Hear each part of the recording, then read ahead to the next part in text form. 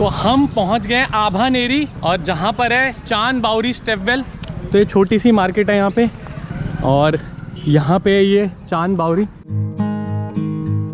तो ये हम चांद बावरी के अंदर कर रहे हैं एंटर एंड 25 रुपीज़ पर पर्सन की टिकट है। ये लिखा है बावरी एट आभानेरी।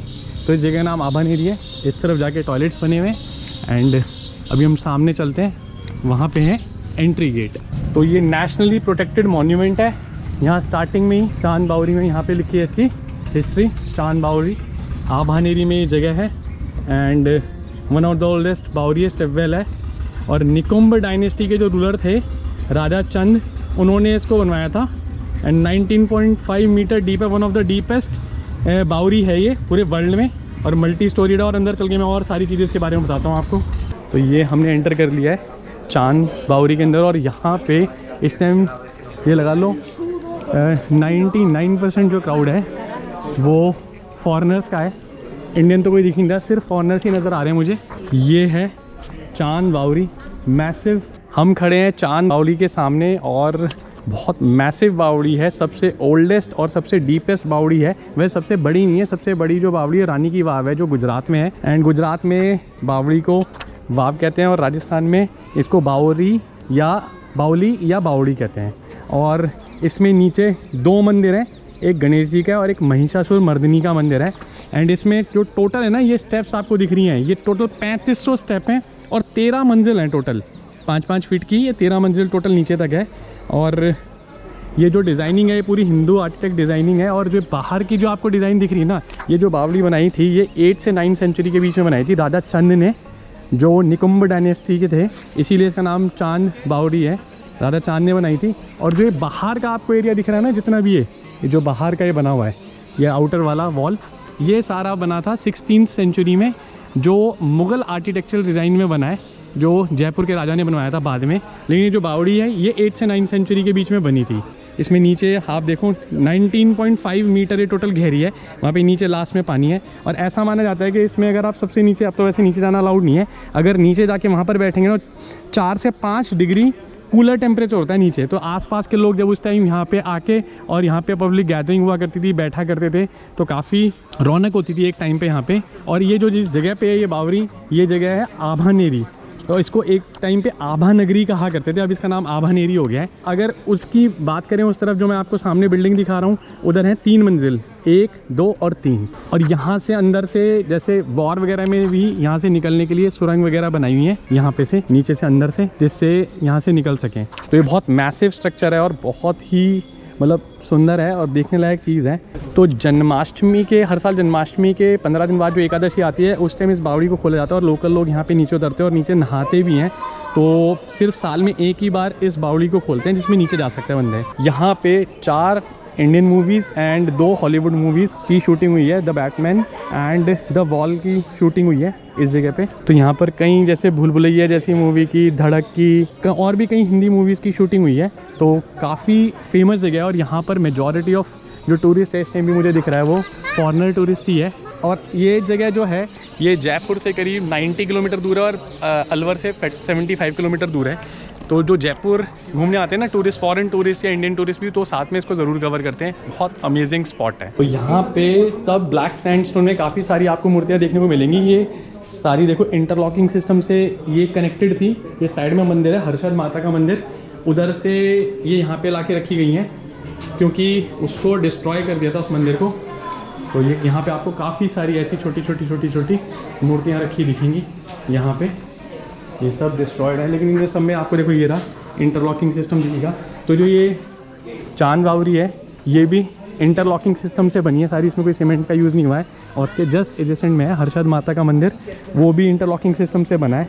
और इसमें एक खासियत है कि जैसे आप स्टेप से नीचे उतर के जाएंगे ना, जिससे उस सेम स्टेप से आप कभी वापस नहीं आ सकते, क्योंकि इसमें इतनी कन्फ्यूजन है। जैसे नीचे उतरोगे ना, जब वापस छोड़ोगे तो आपको समझ ही नहीं आएगा कि आप कौन से स्टेप से आ रहे हो। 35 मिनट स्टेप्स ना टोटल, तो इसलिए ये भी एक भूल भुलैया टाइप है कि सेम से जाके आप सेम से कभी नहीं आ सकते वापस। तो यहाँ पे काफ़ी बड़ा ब्लॉक है, इसमें ये ब्रह्मा और विष्णु और महेश तीनों की मूर्ति है एक ही ब्लॉक में।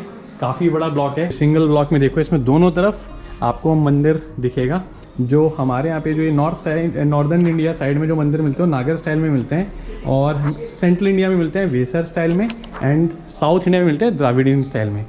मोहम्मद गजनवी ने 11th सेंचुरी में डिस्ट्रॉय करा था हर्षद माता टेम्पल को, तो उसके ही रिमेन्स हैं सारे। तो ये अभी यहाँ से चांद बावरी से हम निकल के आ गए हैं, एंड इसके जस्ट सामने ही साइड में है हर्षद माता का मंदिर। ये 5 मंजिला है टोटल, हमें जो 1 2 3 4 और जो सबसे ऊपर है वो 5 है। और हर्षद माता का जो मतलब होता है वो हर्ष और उल्लास की देवी, तो ये है। और इस मंदिर को 11th सेंचुरी, ये मंदिर वैसे जो बनाया था ये भी चंद राजा ने बनाया था, जिन्होंने चांद बावली बनवाई थी 8th और 9th सेंचुरी के दौरान। जिस टाइम चांद बावली बनी थी उसके जस्ट बाद ये मंदिर बनवाया था, लेकिन इसको 11th सेंचुरी में मोहम्मद गजनवी ने इस पर अटैक करके इसको पूरा डिस्ट्रॉय कर दिया था। तो जो अब हमें मंदिर दिख रहा है ना, ये 16th और 17th सेंचुरी के दौरान बनवाया था जयपुर के राजा ने। पहले इंटरलॉकिंग सिस्टम से बना हुआ था सारा मंदिर, लेकिन जो ये पत्थर और चूने से बना हुआ मंदिर है, क्योंकि ये काफ़ी 16th सेंचुरी में बाद में जाके बना है ना।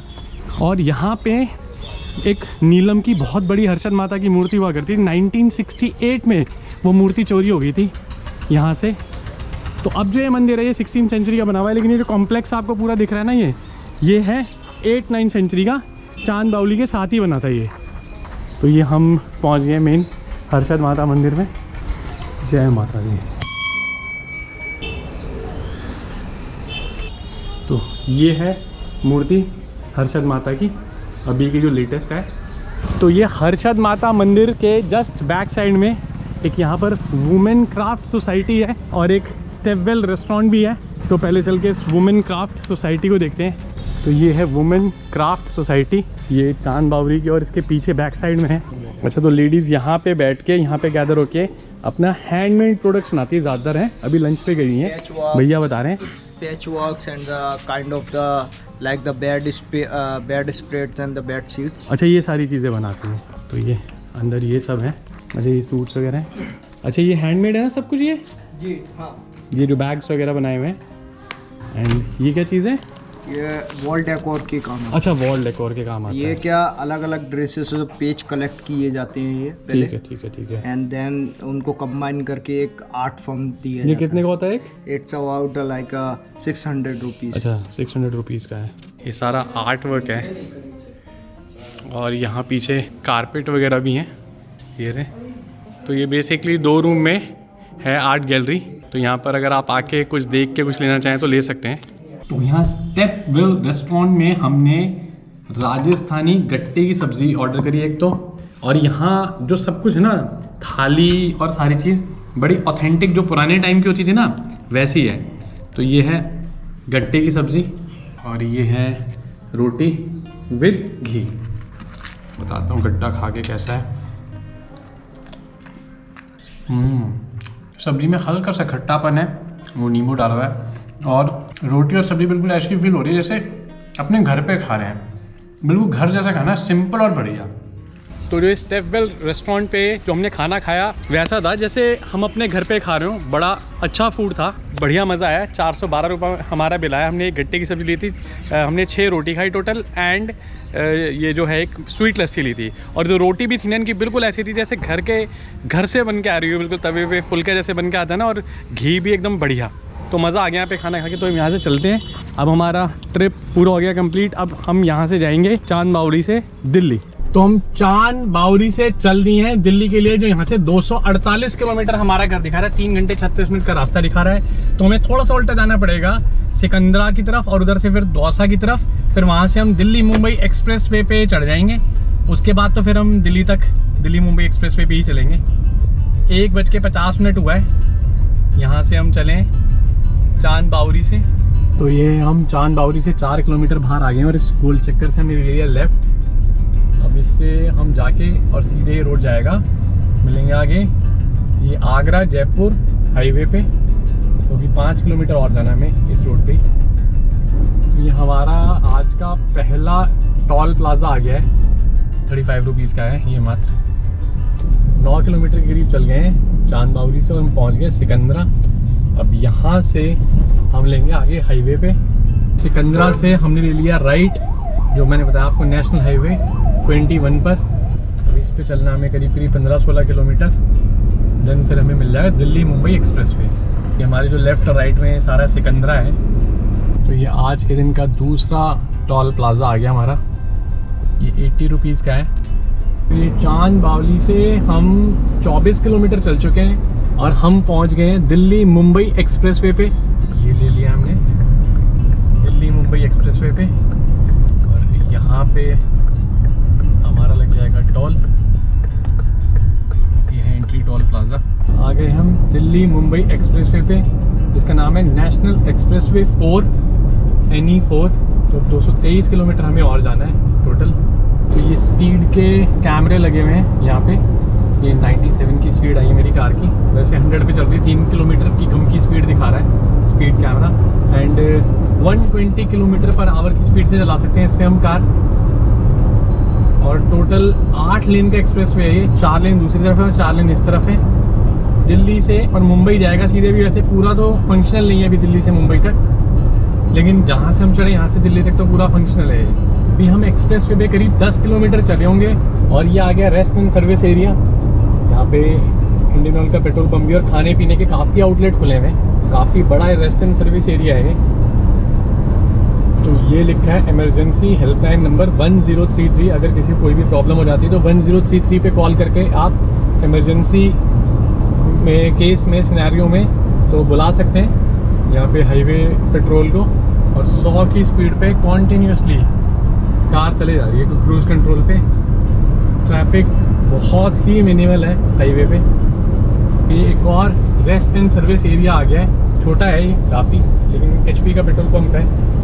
तो ये जो एक्सप्रेसवे है ना, कोई भी एक्सप्रेसवे होते हैं उस पर डिस्टेंस तो हमारा बहुत जल्दी कवर होता है, लेकिन है ना कॉन्टीन्यूसली कार बस चलती रहती है एक ही स्पीड पे। तो ना थोड़ी बोरियत सी फील होती है। बीच में कोई शहर वेयर नहीं आता।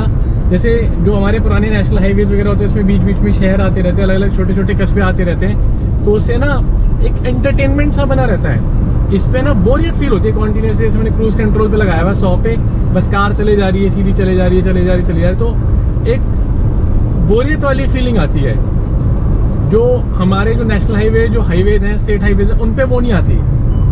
उस पर आता मज़ा। बस ये क्या, ये इसका ये प्लस पॉइंट होता है एक्सप्रेसवे का कि आपका डिस्टेंस बहुत जल्दी कवर हो जाता है, टाइम बहुत कम लगता है। तो हम करीब 75 किलोमीटर चल चुके हैं और ये आ गया है राजगढ़ का कट और महवा दोनों का कट आ गया यहाँ पे। ये लेफ्ट में जो गया है ये चला गया राजगढ़ और हमें जाना अपना सीधा ही। ये एक और रेस्ट एंड सर्विस एरिया आ गया। तो हर 20 किलोमीटर के बाद मैं नोटिस कर रहा हूँ कि रेस्ट एंड सर्विस एरिया आता है। ये वाला काफ़ी बड़ा है। इससे 20 किलोमीटर पहले जो आया था वो छोटा था, उससे 20 किलोमीटर पहले जो आया था वो काफ़ी बड़ा था। और हर एक पे पेट्रोल पंप वगैरह है अवेलेबल। तो फैसिलिटी तो बहुत अच्छी है रेस्ट एंड सर्विस एरिया में। अब अलवर रह गया 47 और भरतपुर 109। इस एक्सप्रेसवे पे जो हमारे साथ साथ लेफ्ट साइड में स्पेशली जो पैरेलल चल रही हैं, अरावली की रेंजेस चल रही हैं। बारिश के मौसम में तो बहुत ही अच्छा नज़ारा होता होगा यहाँ का, एकदम लश ग्रीन। अभी तो पहाड़ियाँ थोड़ी सूखी हैं, लेकिन वैसे अगर नेचुरल ब्यूटी की बात करूँ तो अच्छा है अभी फ़िलहाल। अभी अलवर से करीब 38 किलोमीटर पहले हम। तो ये अलवर का कट आ गया है और करीब हम 104 किलोमीटर चल चुके हैं चांद बावरी से। और यहाँ पे लेफ्ट गया है अलवर के लिए कट। दिल्ली अभी हमारा घर रह गया 144 किलोमीटर दूर। तो ये फिर 20 किलोमीटर बाद एक रेस्ट एंड सर्विस एरिया आ गया है। तो मैं एक चीज़ नोटिस कर रहा हूँ कि 20 किलोमीटर के बाद एक बड़ा रेस्ट एंड सर्विस एरिया आता है, फिर उसके 20 किलोमीटर के बाद एक नॉर्मल छोटा आता है जैसा भी है, फिर उसके जो नेक्स्ट वाला होता है ना फिर वो बड़ा होता है। तो बेसिकली 2 बड़े रेस्ट एंड सर्विस एरिया के बीच में है ना 40 किलोमीटर का गैप होता है। ये फिरोजपुर झिरका के लिए कट आ गया यहाँ से। 109 किलोमीटर रहता है दिल्ली, ठीक है लेफ्ट यहाँ से। और दिल्ली और गुरुग्राम सीधा। तो ये होडल और नूह का कट आ गया और साथ में यहाँ पे आया है रेस्ट एंड सर्विस एरिया भी अभी आगे थोड़ा सा। एकदम से रोड पता नहीं यहाँ पे क्यों इतना चौड़ा हो गया एकदम से और सीमेंटेड बन गया है।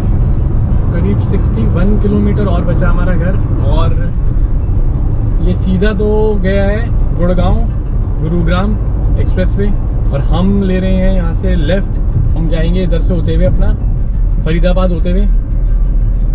तो हमने हमने यहाँ से कर लिया है चेंज दिल्ली मुंबई एक्सप्रेसवे को,